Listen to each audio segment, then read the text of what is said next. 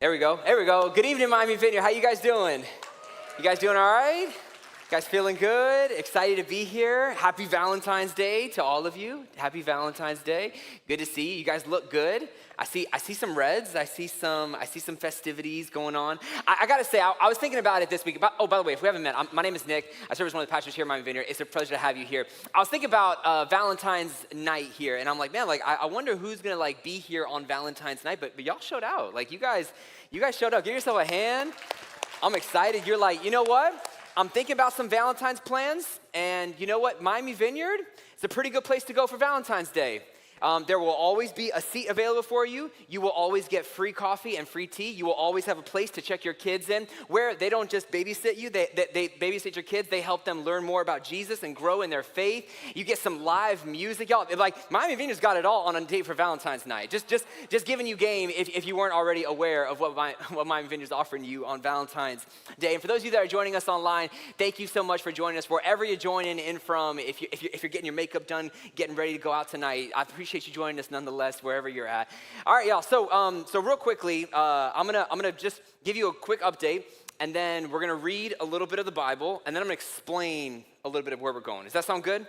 Give you just the brief mini itinerary for where we're going just for right now. But for those of you who don't know, so I am not Pastor Kevin. I am not Pastor Kevin. We are not the same person. So Pastor Kevin is actually not here this weekend. Everyone say, "Aw, aw." I know. I'm bummed. I miss him. I miss him already. I'm sure Pastor Debbie misses him too. So Pastor Kevin and Pastor Omar, actually, they are at a church leadership conference. They're at a church leadership conference with some other leaders in the Vineyard and some other young adult leaders in ministry. They are up in Pittsburgh, Pennsylvania. That's a selfie of them taken yesterday. Yes, they are freezing. And just as an aside, I'm like, who scheduled on Valentine's weekend for a church conference where people got to go out of town and they got to leave their families, leave their wives, and go to a church conference? I was thinking, I'm like, that person probably either does not have a Valentine or no longer has a Valentine because they are clearly not mapping this out correctly. So they send their love from Pittsburgh. They'll be back in just a few days. They send their love and they're excited for what God is doing here this weekend. So as we jump in, we're going to be in Daniel chapter 1, the book of Daniel, chapter 1. If you want to, maybe if you have a Bible that you brought with you, or if you have a digital Bible, you can start to tap to it. If not, it's okay. Everything's going to be on the screens behind me. I'm just going to read through this. If you were here with us last weekend, this will be familiar. So I'm going to read a lot of what we went over last weekend just to kind of get us up to speed. And then I'm going to explain a little bit of what we're doing, where we're at, and all that. I'm going to go through it. So Daniel chapter 1. Starting in verse 1. Verse 1. You guys ready? Ready to go? Okay, cool. All right, so during the third year of King Jehoiakim's reign in Judah, so if you're trying to think history and dates and all that, that's about 605 BC, right? About 600 years before Jesus, right? So his reign in Judah, the third year, King Nebuchadnezzar. Oh, y'all got it. Okay, I was worried. Okay, so for those of you who weren't here last weekend, Pastor Kevin gave us the invitation that every time we hear King Nebuchadnezzar, who's the king of Babylon, every time we hear his name, you guys got it, you got to boo him, right? You got to boo him. He's not really that great of a guy. We're going to see him actually throughout the book of Daniel. You'll see him pop in here and there enough. So, but y'all got it. Y'all were on it, man. Y'all don't skip a beat. I love it. So anytime you hear his name, just go ahead and give a boo. It's okay. All right.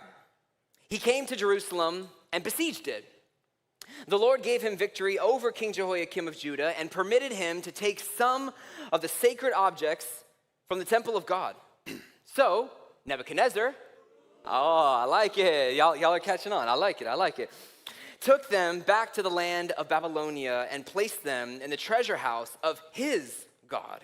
So took stuff from the temple and took it to his temple. Verse 3, then the king ordered Ashpenaz, his chief of staff, to bring to the palace some of the young men of Judah's royal family and other noble families who had been brought to Babylon as captives. Select only strong, healthy, and good-looking young men. We talked about this last week. Select the strong, the sexy, and the smart. The strong, the sexy, and the smart. And make sure they are well-versed in each in every branch of learning. They are gifted with knowledge and good judgment, and they're suited to serve in the royal palace. Train these young men in the language and literature of Babylon."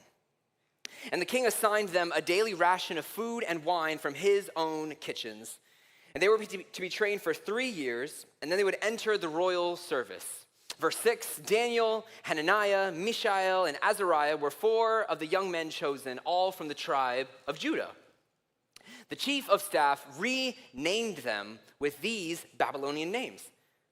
Daniel is now going to be called Belteshazzar. Hananiah was called Shadrach, Mishael was called Meshach, and Azariah was called Abednego. All right, let's pause right there. Just pause right there. So let me explain kind of what's happening now, especially if you weren't able to make it last week, if you didn't get to catch up on YouTube yet, maybe it's your first time here at Miami Vineyard. I'm going to explain kind of what's going on. So we here at Miami Vineyard, we are in a weekend series that we're just simply calling Daniel, right? We're calling it Daniel, and what we're doing, so we started last week, and over the next several weeks is we are going to be journeying with Daniel through the book of Daniel. So the book of Daniel is a book that is dedicated to the life of Daniel and 3 of his friends. They really pay attention to Daniel and 3 of his friends who are Jewish young men, Jewish teenagers, who have all of a sudden, through no fault of their own, found themselves in the midst of a really turbulent and traumatic moment in world history. And at this time and in this moment, the empire of Babylon has just gone in and besieged the city of Jerusalem where Daniel and his boys live. Daniel and his friends, they live there, and they're part of the royal family, and so they live in the palace, and they do all these things, and they were raised in this way, and then all of a sudden, in one day, in one moment, all of it is gone. All of it is gone. Their family is gone. Their heritage is gone. Everything that they knew and everything that they believed, even their own language, like everything about their lives was changed just like that. And they were carted off as slaves, as prisoners of war to this foreign land in Babylon where they don't know the language, they don't know the people, they don't know anything about this area, and everything is changing for them. Everything is changing. Their language, their own names. And if you were paying attention a little bit in verse 5, their diet as well, their food. And this is going to be really important as we actually jump into the rest of what we're going to be talking about today.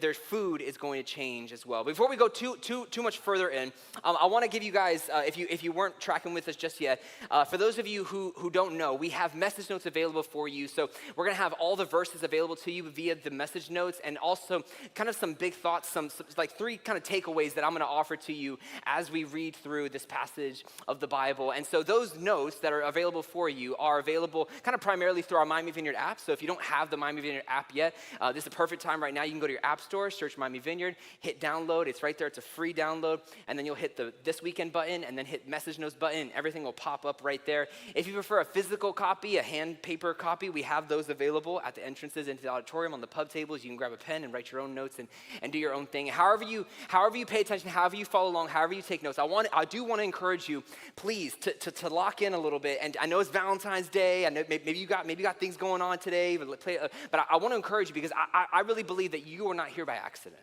I believe that you're not here by accident, and I believe that you didn't come here to just hear from Nick. I believe that you came today to hear from God. I believe that you came today to hear a word from God and to hear what God might want to say to you, to encourage you and to build up your faith and to encourage you to continue to follow after him. I think that's or maybe you're here because you're curious about God and you want to hear more about who he is. I want to encourage you to lean into that because that is what I believe God wants to actually do for you today. I want to believe God wants to do that for you. And the things that I say may be okay, maybe not, but the things that God says to you, I really want you to pay attention to those and to make note of those things. Sounds good? Sounds good. And also, I want to give you just a little bit of a teaser. So next weekend, actually, I've been talking about the app a little bit. Next weekend, we're actually refreshing and kind of revamping our Miami Vineyard app, which is actually really, really exciting. It's going to be changing its design a little bit. And the heart and the idea behind this is to make it more tailored for you. So it's going to be more customized for you, and it's going to have some really cool features to help you connect with Miami Vineyard and take next steps in your faith journey that are customized and tailored specifically to you. So just a little teaser. Be here next weekend for that, or join us online next weekend for that. Download the app so you're ready for it. It's going to be really, really exciting. We'll explain more next weekend. All right. You guys ready to jump back in? Good? All right, what I want to do is I want to read verse 5 again, and then I want to keep going and start and keep going with the story in verse 8. So let's dive back in. Verse 5. The king assigned them a daily ration of food and wine from his own kitchens. They were to be trained for 3 years, and then they would enter the royal service. I'm going to skip ahead to verse 8. But Daniel was determined not to defile himself by eating the food and wine given to them by the king. He asked the chief of staff for permission not to eat these unacceptable foods. All right. So just that verse assumes a lot of the reader. So let's unpack that just a little bit and to kind of explain what's going on. So Daniel, right? So we talked about this last weekend that Daniel is about like 15-ish, maybe 16, like 15, 16 years old. He's a young teenager. He's probably like in like the equivalent of like a high schooler, and they're going through all of this, and they just went into this program, and the king is giving them all this kind of food that is quite foreign to them. You ever been to somebody's house that's of a different culture, right? Different background than you, and you realize, oh, we eat different foods, right? Like maybe there's some basics, there's some staples, like there's going to be some kind of like meat, or there's going to be some kind of like grain or some kind of carb, but it's like, but you did not prepare this in the way that I'm used to this food being prepared. You guys ever experienced that? Where you go to somebody's house and you realize, oh, like there's different ways of doing this, and it's not that Daniel in this moment, like don't picture Daniel just being like a picky teenage eater, right? Because that's not what happened. He's like, I don't like this. Like, can I get some chicken nuggets and mac and cheese? Like, that's not what's happening here. Daniel, in this moment, is making a concerted effort and a really important decision that's going to be connected to his faith in some significant ways. And so, to give you some backstory on this, so the Jewish people, when they live and they do their life and they have their rhythms, their diet is a significant part of that, including at Daniel's time, right? Their diet is a significant part of their life because when if you would go back a couple hundred years, they had this moment where they were slaves in Egypt and they just ate what the Egyptians ate, and their culture was the Egyptian culture, and all of a sudden God liberated them, God rescued them, God freed them and called them his own people and brought them out into a new land, but they did not have their own identity. And so God is like, I'm going to form your identity in light of who I am. And that's what happens there at Mount Sinai with Moses. And if you're familiar with kind of just the general, like this is like the Exodus story. This is like Prince of Egypt, if you ever seen the movie. Like this is when God calls his people out and he brings them to the foot of Mount Sinai. And he starts to tell them, listen, I am king. And therefore this is how I'm inviting you to live so that you would have life. Like his laws and his decrees and the things that he's invited them into are for their benefit so that they could experience all that God has designed them for. He's their creator, and now he's inviting them to be their king. And he's like, and this is what I'm inviting you into. Eat this way.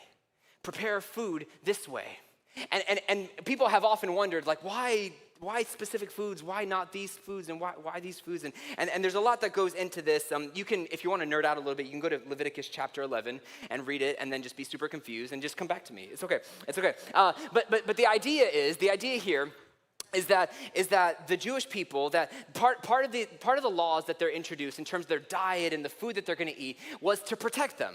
That's part of the idea, because there were all kinds of ways of preparing foods and all kinds of foods and animals and different things that were probably not best for the human body, right? And even like maybe thousands of years now, we can look back and like if you saw some of their dietary practices of the ancient Near Eastern culture, like some of them were great and were fine and were normal, and some of them were like, ooh, y'all ate that? Like, you guys cooked that way? Like that is unsanitary. That is not hygienic, right? So part of it is to protect them, but then part of it is also to distinguish them. To show the world that they are a different kind of people. There were different laws that were designed to humanely kind of eat meats and to do all these different kind of things and to prepare them in a certain way and to eat certain foods and to not eat certain foods. And it was all to show the world that they are a different kind of people who are led not just simply by culture and not just simply by what everyone else is doing, but they are led by God himself who designed them and made them and is inviting them into a way that is life-giving. That is the diet. That's what they're like, and God is not just simply interested in their spirituality, but in every part of their lives, including what goes into them. And so this is what Daniel has clung to, and he's lived according to this way. Like our people, we eat these foods, and it's not just merely cultural, and it's not just merely heritage. It's not just contained to. It is because God has invited us to be faithful to him in this way. And that's kind of what's happening. And then this is a moment for Daniel where that's being challenged.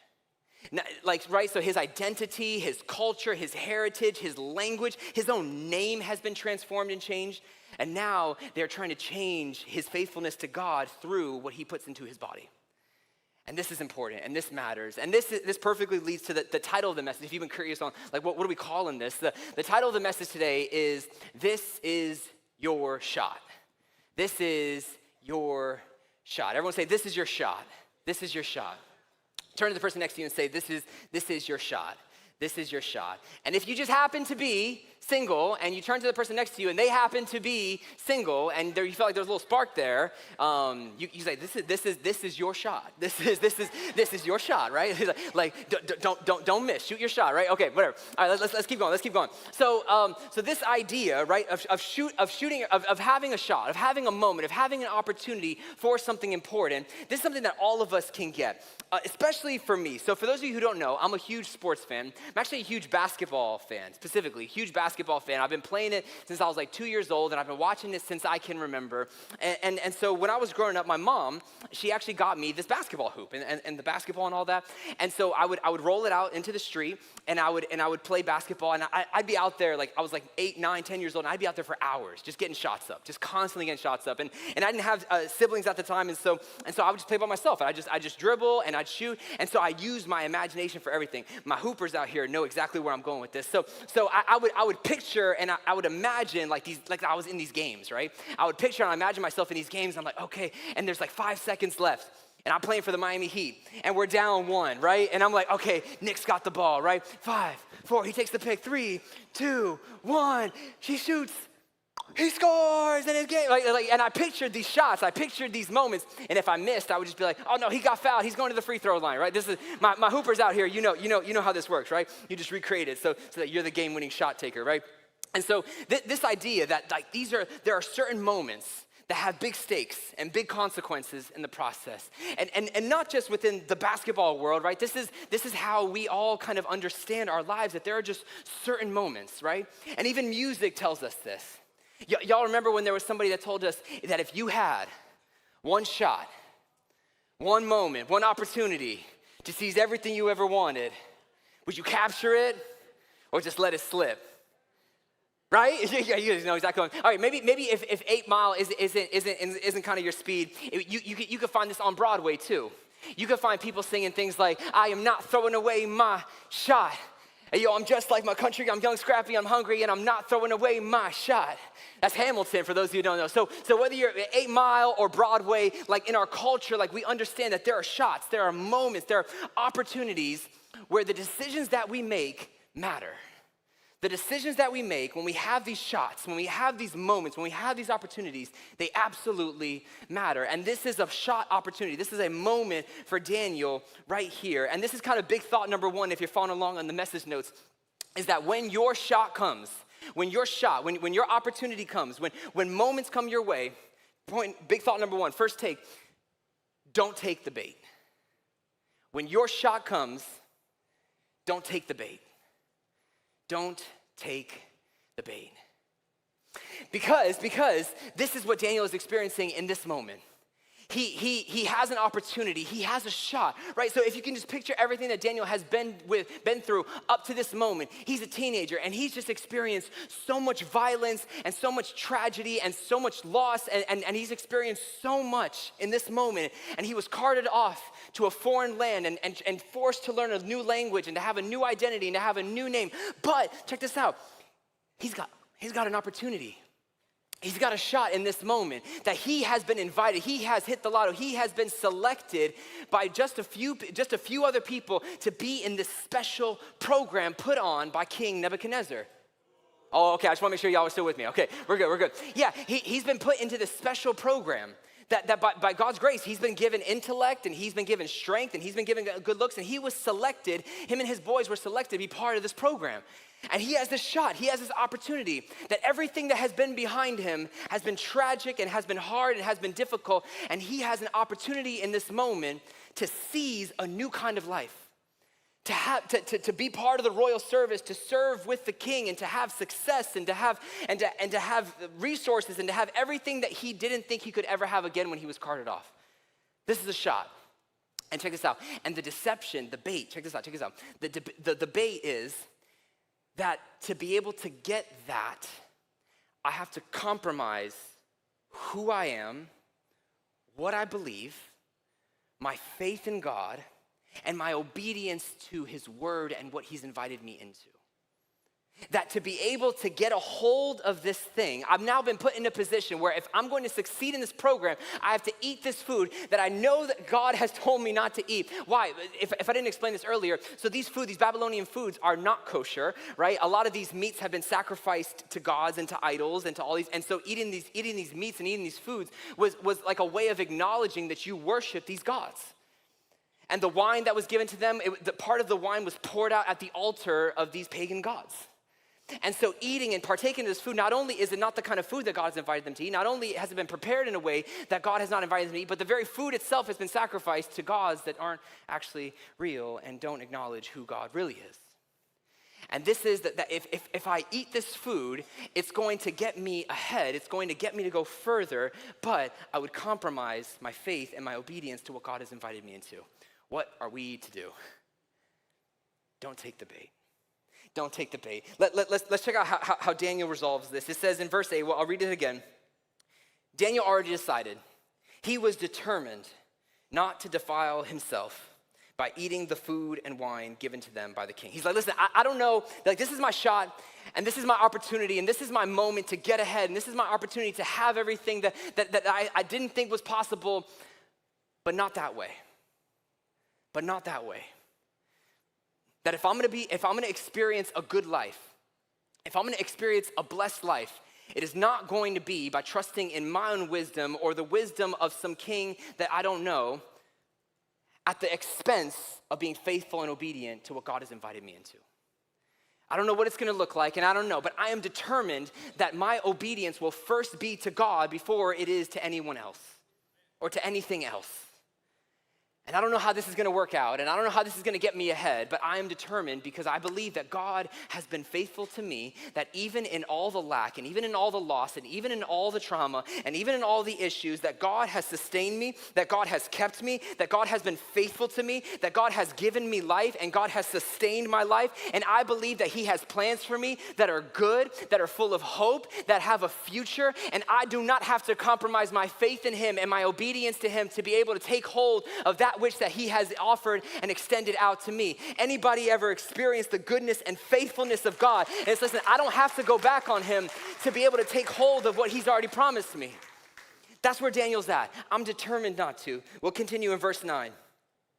Now God had given the chief of staff both respect and affection for Daniel. So what Daniel's not going to do is just say, you know what, forget y'all, Babylon. I'm going to eat my own food. I'm going to go, like that's a quick way to get your head chopped off. That's a quick way to lose your head, and this whole thing is done already. But he doesn't do that. He's by God's grace that the chief of staff has respect and affection for Daniel, and so he responded to the request. I'm afraid of my lord, the king of Babylon, who has ordered that you eat this food and wine. That if you become pale and thin compared to the other youths your age, I'm afraid the king will have me beheaded. So we get a little bit picture of what kind of guy this king is, right? That if he senses any kind of disobedience, off with your head. Verse 11, so Daniel gets a no from the chief of staff. So then Daniel spoke with the attendant who had been appointed by the chief of staff to look after Daniel, Hananiah, Mishael, and Azariah. He gets a no from the boss man. And so he goes to his direct underneath. And he tells him, listen. Please test us for 10 days on a diet of vegetables and water, Daniel said. At the end of the 10 days, see how we look compared to the other young men who are eating the king's food. Then make your decision in light of what you see. Listen. Daniel is stepping out in some real ways. This is big take number two. Take number two, if you're following along in your message notes, right? So this idea of when your shot comes, one, don't take the bait. And two, take a risk. Take a risk. If you choose not to take this bait, you may have to take a risk. You may have to take a risk in the process. And Daniel tells the attendant, listen, please test us. And what Daniel knows that the attendant doesn't know is that Daniel is saying, listen, you're going to test me in what you can see, but actually, we're actually going to be putting God's word, like we're going to take a risk on what God has said. We're gonna really put to flesh what God has invited us into, that if he has called us to do this, that if he's called us to be faithful to him in this kind of way, that we are going to not put God to the test in terms of testing his character, but we're gonna put his word to the test and like, listen, are you really that good? Are you really that faithful? Can you really come through for me if I'm trusting you? Because it does not make sense from the outside looking in. People that eat vegetables and water probably over the course of 10 days are not going to look as full and as strong as people who are packing their protein. And so Daniel's like, but listen, I know that God is faithful. I know that, I don't know how it's gonna work, but I believe and I trust and I know that if we honor him with what we are doing, that if we try to trust him in what we're going, even if it doesn't make sense, I believe that God is going to show up. I believe God is going to do something. This and this is not maybe just for diet and for food for some of us, but for some of us it looks a little bit different. For me, when I first started following after Jesus, I had a lot of questions about how this whole like finding somebody worked. Because I did not really see a lot of great examples when I was growing up. And I learned a lot from culture and rap music, and that really didn't help me. And so as I'm starting to follow Jesus and figuring all this out, I started asking some of my pastor, my friends, I'm like, listen, how do you do this? And he told me, I'll never forget this, he told me, listen, stop looking. Stop looking for the one. Because all of a sudden, like I'm following Jesus and I'm trying to figure out like how this works. I'm like, okay, cool. Like, so like marriage and like family, like I don't really know how that works, but I'm down to like trust God and do things his way. So how do I find it? He's like, well, stop searching. And I'm like, well, that doesn't make any sense. That's not really how this works. And I came from teenage years where I never had a season in my life where I wasn't talking to somebody or dating somebody. And I'm like nothing? Like no one? Like, yeah, because you want this good life, right? You want marriage and you want family and those are good things. But if you try to get those things in your own wisdom, you will crash and burn and destroy the process. And so you need to relearn and you need to trust God's process and God's ways. And so I need you to sit down and stop searching and stop looking and stop chasing after every girl that's around you. And I need you to trust that God is with you and that he's faithful and that when the time comes that he will present this to you in a way that honors him and in a way that shows and reflects his goodness and his glory. It took me some time to figure that out. It took me some, but this is how it often works in the kingdom of God. God, I believe that you're faithful and you want to provide and you want to meet my needs and I'm going to have enough. And how do I get there? By being generous and giving. Well, how do I get enough if I'm giving it away? If I'm tithing and I'm trusting you and I'm being generous and I'm giving, like how does that work? Oh, if I try to take hold of the good life according to my own wisdom, I'm probably going to destroy it in the process. Daniel wants this good life. And it's not a bad thing. All of us want good things, right? All of us want enough resources to be able to be comfortable. And all of us want to have fulfilling and meaningful relationships. And all of us want to be able to do things that are purposeful and have meaning in our life and be able to make an impact. And all of us want these good things. And the question is, will we trust in our own wisdom and take hold of it for ourselves, or will we trust how God has invited us to step into those things? And if we choose to do the latter, it may look like doing some things that don't make any sense sometimes. Eat them vegetables and water and see how God will bulk you up. Doesn't make any sense. But we believe in a God who spoke nothing into existence and formed galaxies and planets and creatures and humans and has all things at his disposal. And so maybe my own limitations are not what I should be banking my life on. Maybe my own wisdom or the wisdom of my friends or my family or my parents or the culture that I'm living in should not be the thing that I'm leaning into when I have opportunities and moments. maybe there's something so much greater in the process. Take a risk, take a risk. So let's keep going, Some of you are like, how does this story end? Like, what's going on? Like, verse 14, the attendant agreed to Daniel's suggestion. So not only are Daniel and his friends on the line, that if they start looking pale and thin, chief of staff's getting beheaded, the attendant's probably gonna get beheaded, these four are probably not gonna be in the program, they might get beheaded too, but we're taking a risk and we're trusting God. Verse 15, at the end of the 10 days, Daniel and his three friends looked healthier and better nourished than the young men who had been eating the food assigned by the king. So after that, the attendant fed them only vegetables instead of the food and wine provided for the others. They trusted God, and God took care of the results. They trusted God with the process, and God took care of the results. They had people wondering what they ate. Because not only did they look just like everybody else, they looked better than everybody else.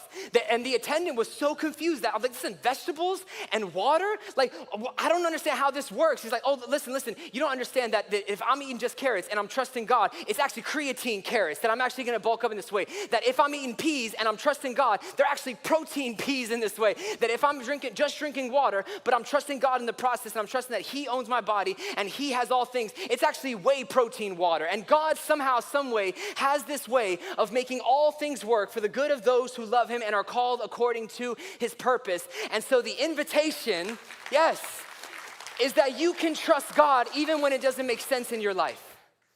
Is that when you have shots and opportunities, when the promotion comes your way, or when you're gunning for a promotion, you have a few other people and you feel the need to actually tell your supervisor how much they don't actually work, or to show how much you work, and start flexing, or if you have this job opportunity, but it's going to require for you to compromise some things in the process, or if you have this opportunity to start dating somebody, and you just know that you know that it's not right. Or in your finances, you have an opportunity to gain some wealth, but you know that the way that you're going to do it does not honor people and it does not honor God. These are shots. These are opportunities. And please don't take the bait. Please don't believe the lie that God does not have enough for you and therefore you have to do some things to be able to get yours. Please take a risk and put God to the test in that way. Take a risk on God. Trust that He is faithful. Try it out. It works. He is faithful. He is good. And I promise you, like our lives are not going to look perfect, and suffering, and you learned this last week, that adversity is inevitable, and we're going to go through some things, and we're going to deal with some things, but I promise you that if you take a risk on God, and you trust His word, and you trust what He's inviting you into, that you can step, and it doesn't look like anything is right there, and He will make a way, and He will fill in the gaps where you believe that you are deficient, that He is faithful to sustain you. Some of y'all need to hear that. Some of you have been trying so hard to get a hold of this good life, this shalom, this peace, this joy, this enoughness. You don't have to look anywhere else for it. You don't have to look in other people. You don't have to look in other ways and other things. You don't have to look at your Chase app. You can trust and know that God is faithful, and He's good, and He loves you. And He's inviting you into some things. And I believe that God is inviting us into some things. I don't know what it may be like specifically for you. Big thought number 3. Y'all ready for it? Don't take the bait. Take a risk. And number 3, take God at His word. Take God at His word. We're going to learn a lot more about Daniel over the next several weeks, but I'll give you a spoiler alert. It goes great for him. His life isn't perfect. He deals with a lot of stuff along the way. He goes through a lot of stuff, and he deals with a lot of persecution and a lot of heartache and a lot of trouble, and there's a lot of pain still. And yet God was faithful to Daniel. God was faithful to Daniel. We can look at his life and let it encourage our lives. Whatever it may be like for you, whether it's a relationship, whether it's your finances, whether it's a career, whether it's your family with your kids, and you need wisdom from God. And there's temptation for you to just begin to just make it happen on your own, to make it work on your own. How did it work last time? How has your life been when you've taken hold of it for yourself and you've tried to just do it on your own? It's been okay, not okay. Sometimes you do it all right, sometimes not so much. And so what I'm inviting you into is just a place of no matter what happens, I trust God with the results, and I'm gonna trust him with this shot. I don't have to compromise. This opportunity has come my way, and I don't have to disregard what he is inviting me into to be able to take hold of the thing that I believe that he wants to bless me with. Can I pray for y'all? Is that okay? Can I pray for you guys? Yeah, Lord, I thank you so much for what you're doing here and now. God, I thank you that even maybe as we're talking and Lord, as I'm sharing, Lord, I just believe, Holy Spirit, that you are just showing people and just bringing to mind for us ways in which maybe we're being tempted to compromise. We're being tempted to kind of to fudge the numbers a little bit, to try our own way, to do it in our own strength, to do it according to our own wisdom, or to look to other sources to make sense of it and find answers. God, I pray that even right now, Lord, I pray that you would just bring just a certainty to our hearts that you are good, Lord, that you are faithful, that eye has not seen and ear has not heard the good things that God has for those who love him and are called according to his purpose, God, that we would believe that and that we don't have to disregard you to get it, that we can trust you. And even if it looks like a step lower right now, even if it looks like loss right now, even if it looks like sacrifice right now, that we believe that you're with us in it. And that you, Lord, as we talked about last week, Lord, that you could even turn crucifixions into resurrections, that nothing is too hard for you, God.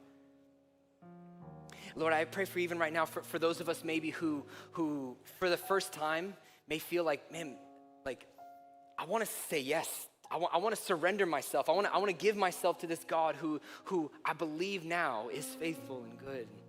And if that's you, and you can't point back to a time in your life where maybe you said yes to Jesus, and maybe it's been a really long time and you want to say yes again, I want to invite you to do that here and now. I'm going to pray a short prayer and you can just pray it in your heart as I pray it out loud.